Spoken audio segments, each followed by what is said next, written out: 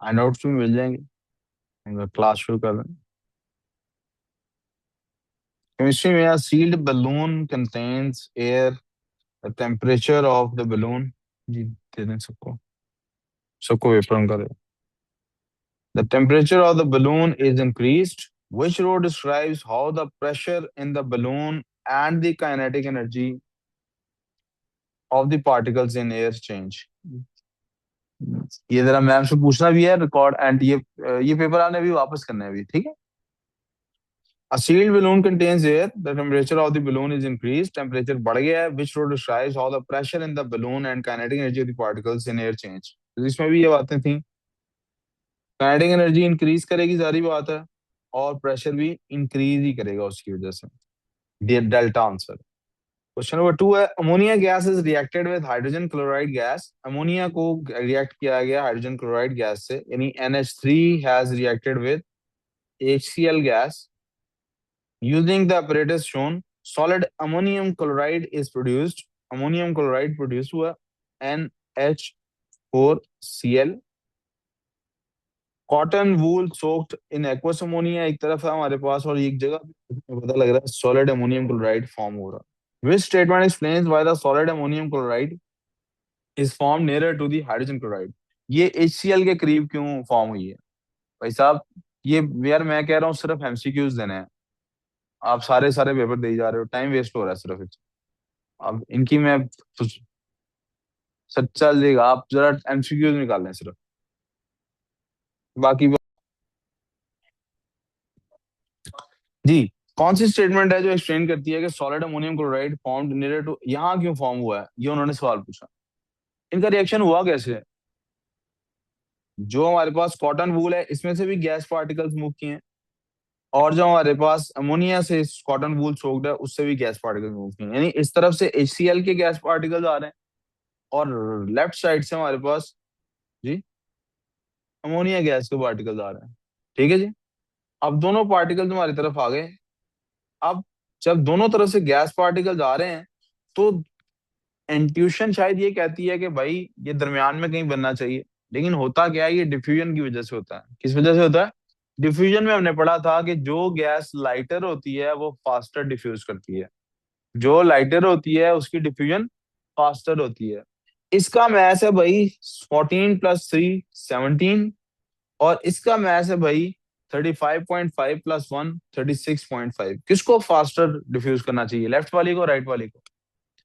Right वाली को। Left वाली को। क्यों बोला? लाइटर वो है, क्योंकि लाइटर, अब जब लाइटर लेफ्ट वाली है, मॉलिक्यूलर मास लेफ्ट वाली का लाइटर है, तो ये तेज होगी। उधर से वो चल पड़े हैं, इधर से ये समझे दो ट्रेन चल पड़ी हैं अपनी अपनी जगह, एक तेजी से आ रही है, एक थोड़ी आहिस्ता आ रही है, तो जाहिर बात है राइट साइड पे जाके टकराएगा। ए ऑप्शन में लिखा हुआ है aqueous ammonia is base and aqueous hydrogen chloride is an acid. ये बात तो दुरुस्त है, लेकिन ये उसको एक्सप्लेन नहीं करती। Ammonia molecules diffuse more slowly, ammonia slowly नहीं, स्लोली होता तो वो पीछे रह जाता। Hydrogen chloride has a greater molecular mass than ammonia, ये बात दुरुस्त है। Only ammonia molecules diffuse in all directions at same time, ये बात भी गलत है। तो सी आंसर हमारे पास। ठीक बच्चों, तो करेक्ट कर लें, मैं बता तो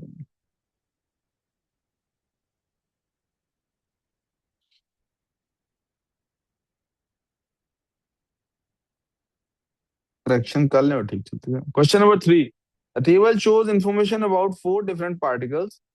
What are the values of W, X, Y and Z? अब देखते हैं, W ये है, X ये है, Y ये है, और Z ये है। W है सोडियम एटम है, तो जितने प्रोटॉन होंगे उतने ही इलेक्ट्रॉन होंगे, ये तो ठीक है। न्यूट्रॉन कैसे निकलते हैं? 23 में से 11 माइनस करके, तो आंसर वुड बी 12। क्या आंसर होगा? 12। सो W की वैल्यू 12 आ रही है C और D में। एक्स की बात करते हैं, ये पॉजिटिव आइन आ गया है, इसमें प्रोटॉन से एक इलेक्ट्रॉन कम होगा, तो यहाँ 10 वैल्यू होगी। यहीं से मुझे पता लग रहा है आंसर सी है। फिर भी चेक कर लेते हैं वाई में क्या है। जितने 16 उसके न्यूट्रॉन न्यूक्लियॉन नंबर है, प्रोटॉन 8 है, दोनों को माइनस करेंगे, यहाँ 8 आना चाहिए, जी 8 ही आ रहा है। और जी में 2 नेगेटिव है, इसने 2 इलेक्ट्रॉन गेन किए हुए हैं, तो अगर प्रोटॉन 8 है तो इलेक्ट्रॉन इसके 10 हैं, जी 10 ही आ रहा है, सी ही answer. Number 4. Substances with giant covalent structures can be used as lubricants and as cutting tools for hard materials. The diagrams show how the atoms are arranged in two giant covalent substances P and Q. Which statement is correct? Only P is used as a cutting tool and only Q is used as a lubricant. क्या ये बात दुरुस्त है? 100% गलत है. P ये मेरे पास graphite का स्ट्रक्चर है. आपका टेस्ट नहीं आपको मिला है? टेस्ट कहाँ है? आपने दिए ही नहीं है. क्यों? तो केमिस्ट्री वाले दिए ही नहीं है. मैंने कल अभी पूछा किसी को टेस्ट रहता है देने के लिए, आप फारग बैठी हुई हैं. आपने केमिस्ट्री का पेपर नहीं देना. छोड़े बाढ़ में जाए केमिस्ट्री. अब क्या करें? जल्दी बोलो यस और नो. Speak up. कुछ भी नहीं. जाओ उधर से पेपर लेके आओ एक. Only P is use as a cutting tool. नहीं जी, पी तो कटिंग टूल के तौर पे बिल्कुल भी यूज नहीं होता. पी होता है लुब्रिकेंट के तौर पे. Only P is used as lubricant and Q is used as a cutting tool. Yes, ये बात दुरुस्त है. पी लुब्रिकेंट के तौर पे यूज होता है और क्यू कटिंग टूल पे यूज होता है. दोनों एक दूसरे का रिप्लेस नहीं कर सकते. P and Q R both use, नहीं बोथ किसी काम के लिए यूज नहीं होते. Bravo answer. सिंबल्स हैं जी हमारे पास. The letters are not chemical symbols. ये केमिकल सिंबल्स नहीं है. Which particles have same number of neutrons. किन के न्यूट्रॉन्स सेम है? चेक कर लेते हैं जी. इनके न्यूट्रॉन्स कितने हैं? 20. इनके कितने? 21. इनके कितने? 19. इनके कितने? 20. तो किस किस का सेम है? W and G. Bravo answer. Which statement describes the formation of bonds in lithium bromide? lithium bromide. lithium metal है, bromide non metal है. तो ionic bond बनता है. lithium atom donates one electron to a bromine atom. जी ये बात दुरुस्त है. bromine atom donates, मेरा ख्याल लफ्ज डोनेट की बजाय, हाँ डोनेट ही इधर आएगा. ब्रोमीन एटम डोनेट्स नहीं, बी नहीं डोनेट करता. लिथियम शेयर नहीं करता जी. Bromine atom donates a pair नहीं जी. Alpha answer. Question number 7. Which statement explains why solid magnesium is a good conductor of electricity? Magnesium solid जो होता है वो good conductor of electricity क्यों है?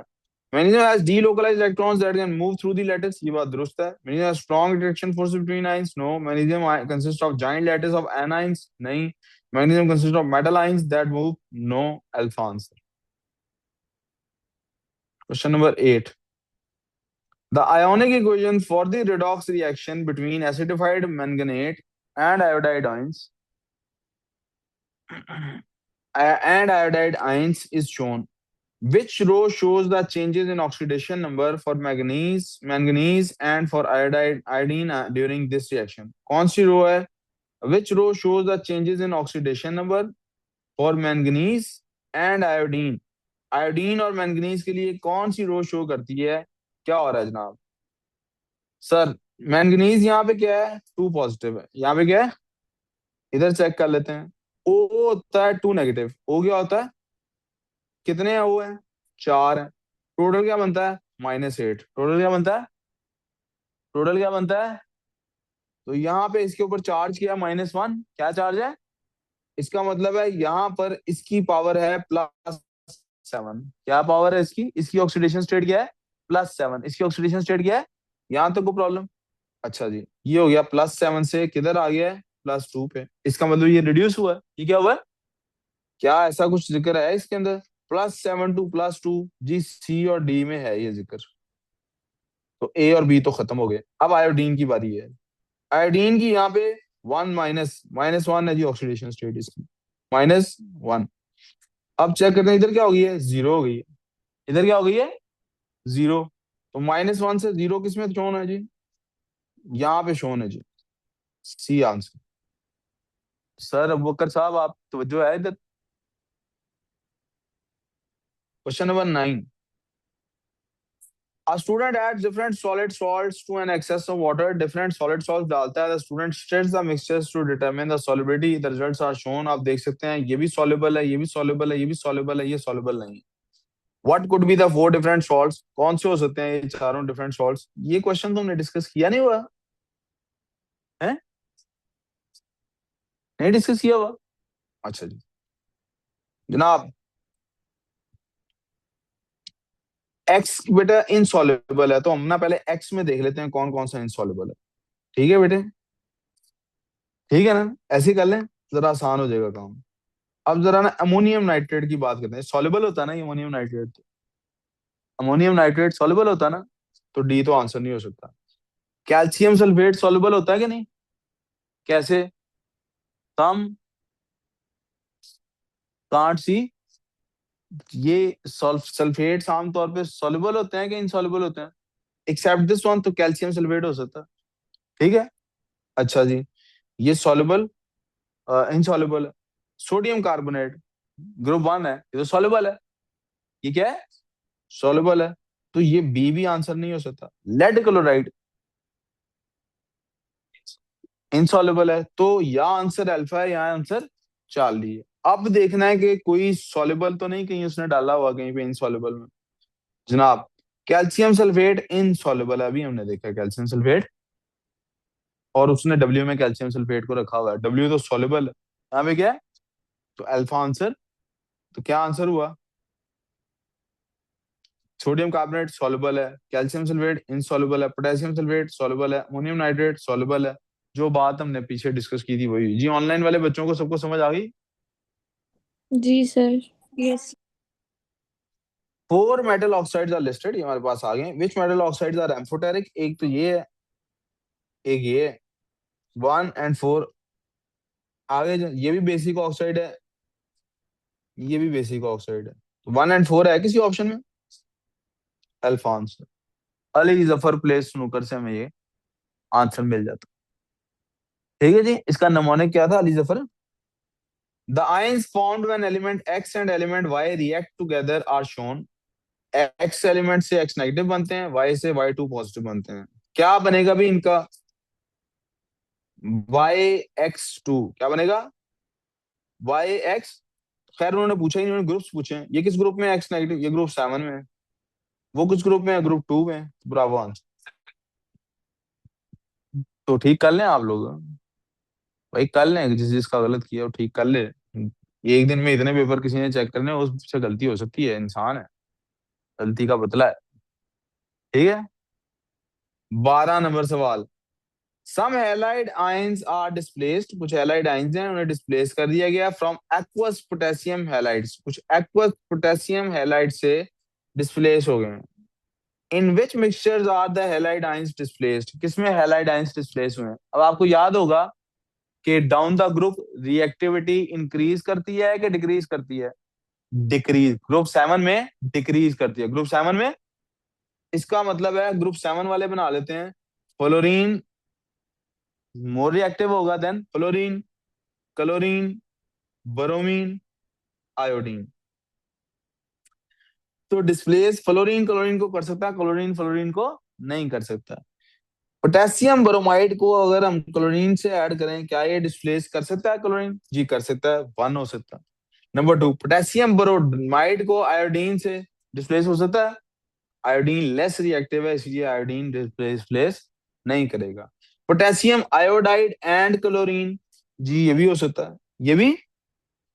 पोटेशियम क्लोराइड एंड आयोडीन, क्या chloride को आयोडीन कर सकता है, नो ये भी नहीं हो सकता। तो आंसर 1 और 3 है, अल्फा में दोगे वन।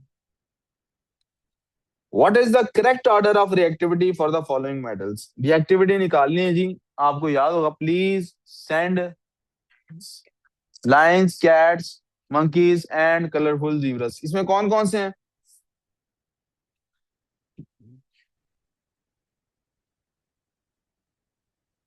कॉपर तो बाद में है, तो ये तो नहीं हो सकता।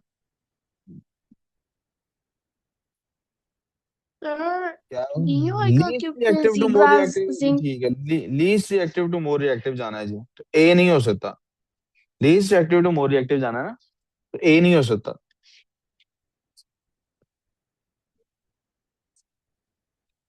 लीस्ट रिएक्टिव टू, ये सी भी नहीं हो सकता, कैल्शियम ज्यादा रिएक्टिव है मैग्नीशियम से। लाइंस के बाद कैट्स आता ना, कैल्शियम इज मोर रिएक्टिव, ये नहीं हो सकता क्योंकि जिंक जो है it is more reactive than copper. हमें लीस्ट रिएक्टिव से चलना है, Bravo. Please send lines, cats, monkeys and colourful zebras into lovely hot countries, Bravo answer. The equation for the reaction between aluminium and iron, aluminium और iron के दरमियान ये reaction है, shown है, is shown. Which statement about this reaction is correct? इनमें से कौन सा statement correct है? The aluminium acts as oxidizing agent. क्या ये oxidizing agent के तौर पे काम करता है?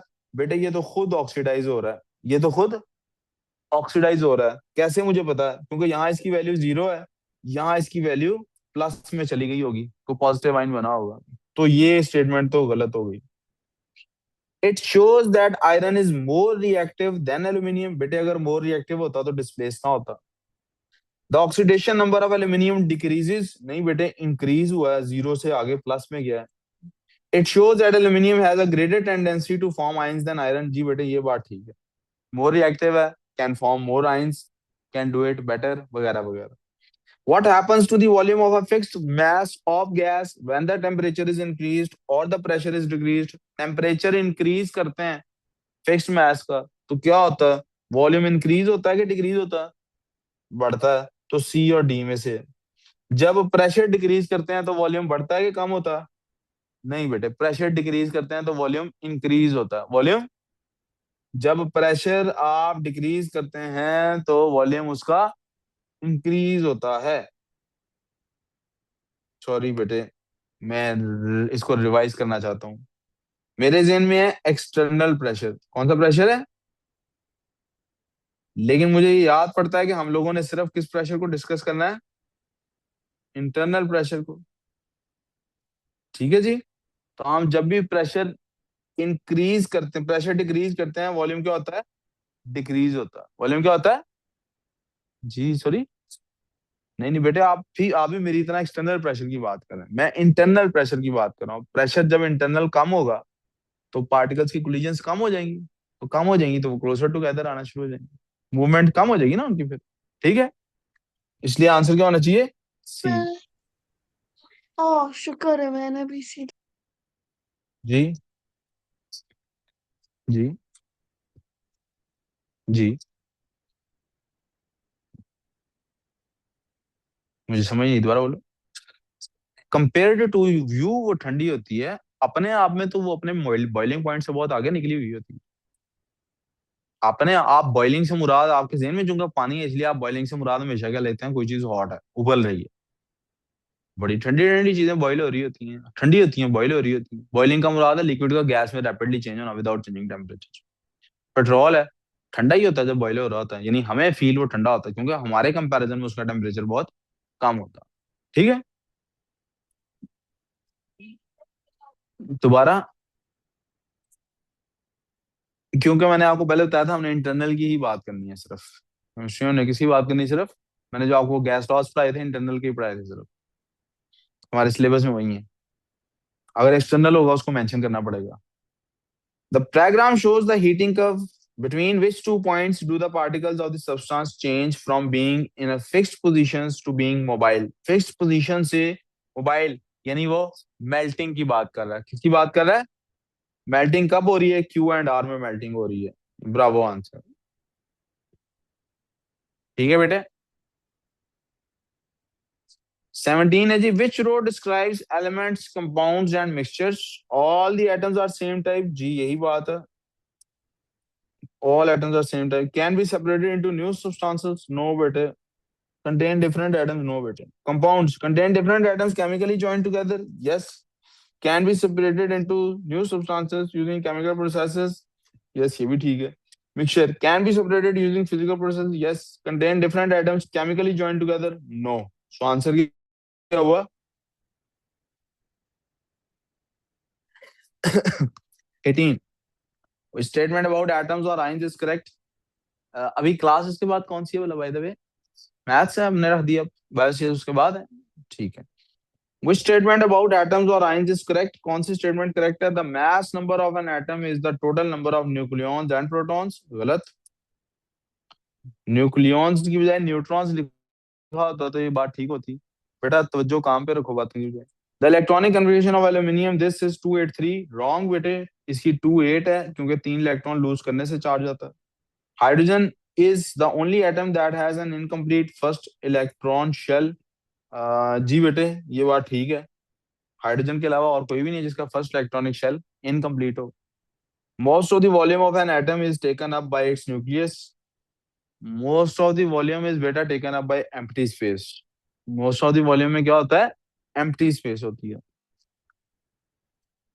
ये आंसर गलत किया हुआ है, तो आप करेक्ट कर लें। मैं इसीलिए तो पेपर चेक करा था मैंने सर, इसीलिए तो करेक्शन करा।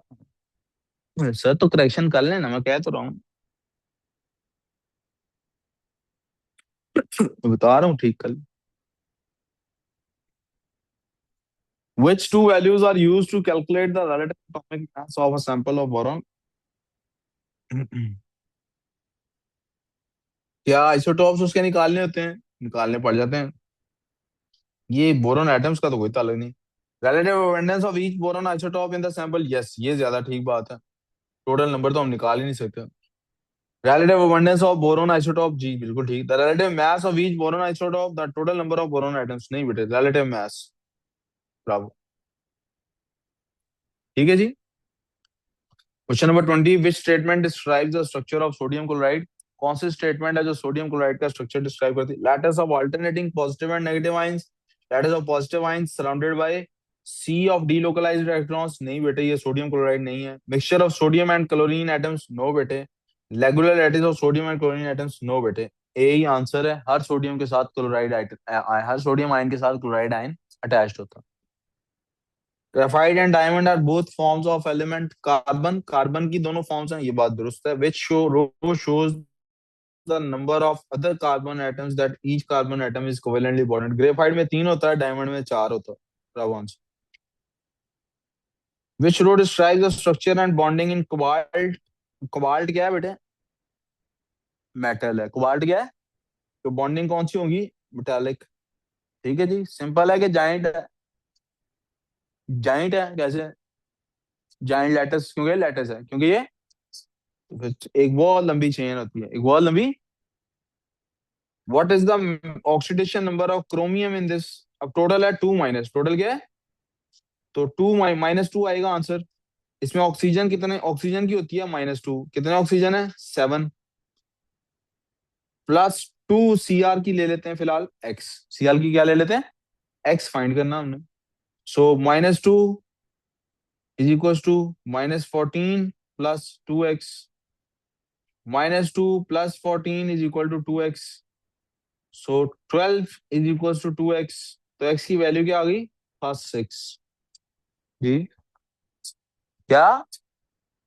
ये निकाल तो रहा हूँ, ऑक्सीडेशन नंबर ये होता है कि अपेरेंट चार्ज उसके ऊपर, पूरे मॉलिक्यूल के ऊपर ये चार्ज है, तो ये पूरे मॉलिक्यूल का ऑक्सीडेशन नंबर है।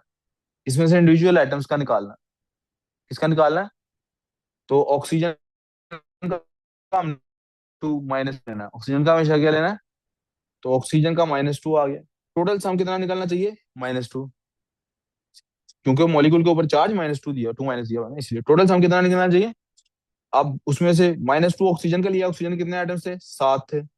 और क्रोमियम के कितने हैं? 2 है, इसलिए 2 × x कर लिया। एक्स हमने फाइंड करना, सिंपल। ठीक हो गया। 24, phosphorus is an element in group 5। Group 5 के अंदर एक फॉस्फोरस एलिमेंट होता है of the periodic table, periodic table के अंदर होता है। ठीक है जी। It burns in air to form an oxide that dissolves in water to form a solution with pH 1। एक पीएच होती है इसकी। Which row describe the oxide of phosphorus? Phosphorus की ऑक्साइड कैसी ऑक्साइड है? क्या ये एसिडिक ऑक्साइड है या नहीं? Is it an acidic oxide और नॉट? फॉस्फोरस की ऑक्साइड से पीएच जो बन रही है सोल्यूशन आगे, वो 1 निकल रही है। इज इट एसिडिक और नॉट? यस। तो यहाँ आंसर ए है, यहाँ आंसर। अब फॉस्फोरस मेटल होता है नॉन मेटल होता है? नॉन, तो फिर मेटल ऑक्साइड हुई कि नॉन मेटल ऑक्साइड हुई? तो ये वाली बात ठीक हुई, चार्ली आंसर हुई। Yes. Yes. Question number 25, which statement about the elements in group 1 is correct? Group 1 में कौन सी स्टेटमेंट करेक्ट है? Hydrogen is produced when group 1 elements react with water. Hydrogen produce होती है जब ग्रुप 1 वाले वाटर से रिएक्ट करते हैं। यस, ये स्टेटमेंट ट्रू है। ये स्टेटमेंट ट्रू है। नकम्मो, सबके साथ ऐसे होता है। फिर ions of group cold water के साथ पहले चारों रिएक्ट कर जाते हैं रिएक्टिविटी सीरीज के, ठीक है। लेकिन वो मेटल ऑक्साइड प्रोड्यूस होती है। हमें देखना है एसिड के साथ जब मेटल ग्रुप वन का रिएक्ट करता है तो हाइड्रोजन प्रोड्यूस होती है। किसके साथ रिएक्ट करता है? एसिड के साथ। किसके साथ रिएक्ट करता है? तो अब आते हैं B, ions of group one element have -1 charge. नहीं जी। The sodium is more reactive than potassium. No जी। Solid sodium is poor electrical conductor. No जी। ये बातें सारी सॉलिड सोडियम, सोडियम मेटल की बात हो रही है। मेटल तो गुड कंडक्टर होता है। तो पहले चार ग्रुप वन की इस हिसाब से स्टेटमेंट हमारी सिर्फ यही ठीक हुई, ठीक है। ग्रुप वन के सारे तो नहीं रिएक्ट करते पानी के साथ, लेकिन पहले 20 एलिमेंट्स में से तो फिर रिएक्ट करते हैं।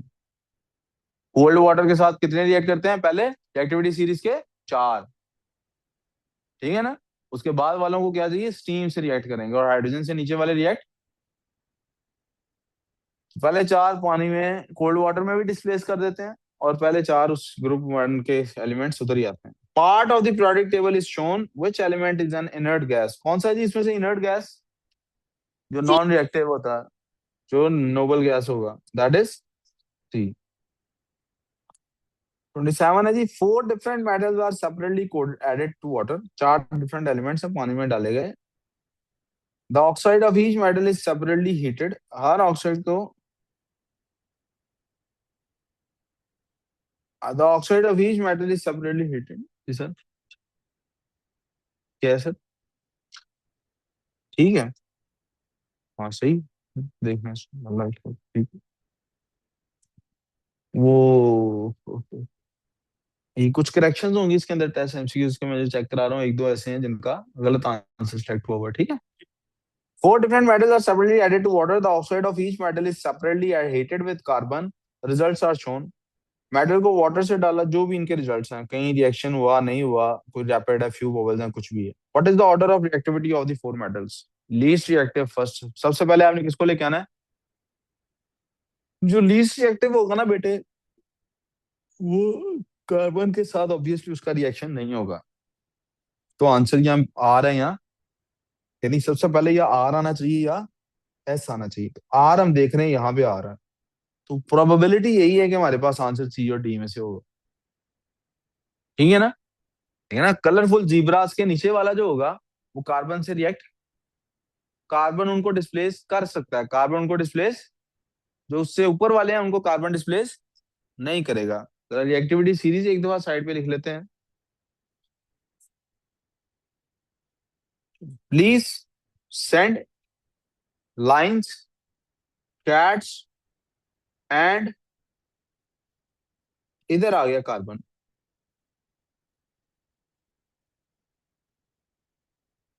Colourful zebras in to lovely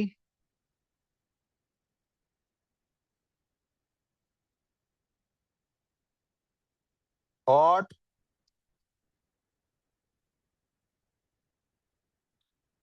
countries said, more भी आना था, इधर मरकरी है। More said general Parvez.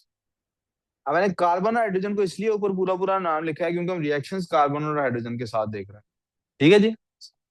Carbon अपने से नीचे वालों को डिस्प्लेस कर सकता है, हाइड्रोजन उससे नीचे वालों को।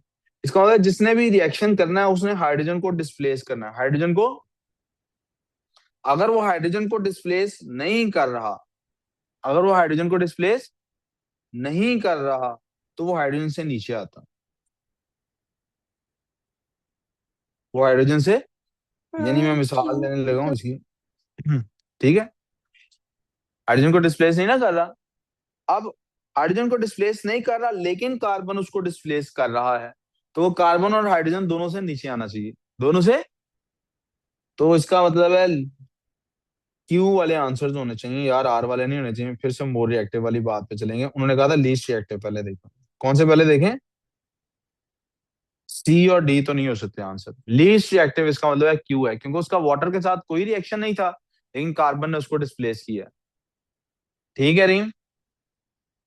यस। आगे चलते हैं जी। फिर उसके बाद है जी, आर के साथ रैपिड फिजिंग है, और ये अ फ्यू बबल्स हैं। रैपिड फिजिंग का मतलब है मोस्ट रिएक्टिव, ये आ गया हमारे पास। और मोर रिएक्टिव कौन सा आ गया, ये भी दोनों के अंदर एंड पे लिखा हुआ।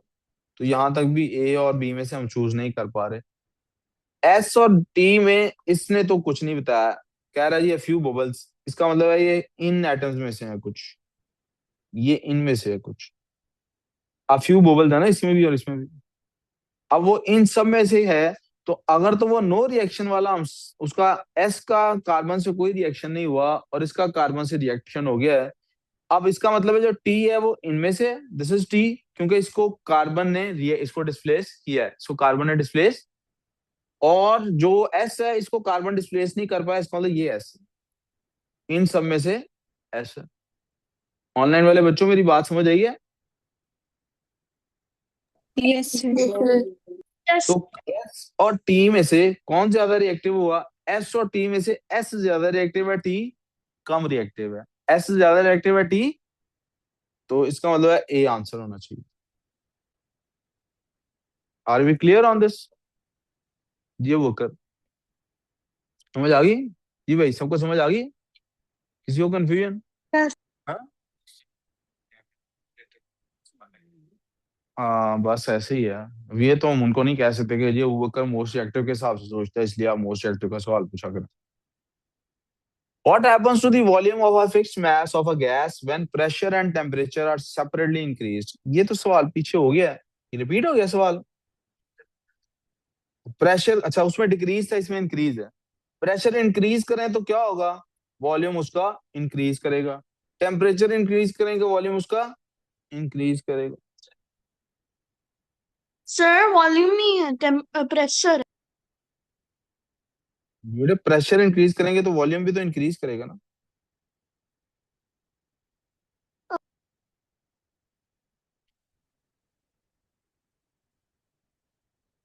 ठीक है बच्चों, आगे चलते हैं। Question number 29। Which gas diffuses most quickly at room temperature and pressure? सबसे ज्यादा क्विकली कौन डिफ्यूज करेगा? उसके लिए आपको मॉलिक्यूलर मास चाहिए। ये 12 4 16 इसका, इसका 24 और 6 30 है, इसका 12 और 16 28 है, और इसका 32 और 32 64 है। किसका सबसे कम है? सबसे ज्यादा डिफ्यूज फिर यही करेगा। Which statement defines nucleon number? ये लास्ट क्वेश्चन है आज का, यहाँ से कल डिस्कस करेंगे। This statement defines nucleon number. Nucleon number क्या होता है? Total number of protons in the nucleus of an atom? No. It is a total number of electrons? No. It is a total number of neutrons in the nucleus? No. Protons and neutrons in the nucleus? Yes. यहाँ से आगे अब maths करेंगे। जी वो बात time इसमें maths का पहले ही काफी ज्यादा चला गया।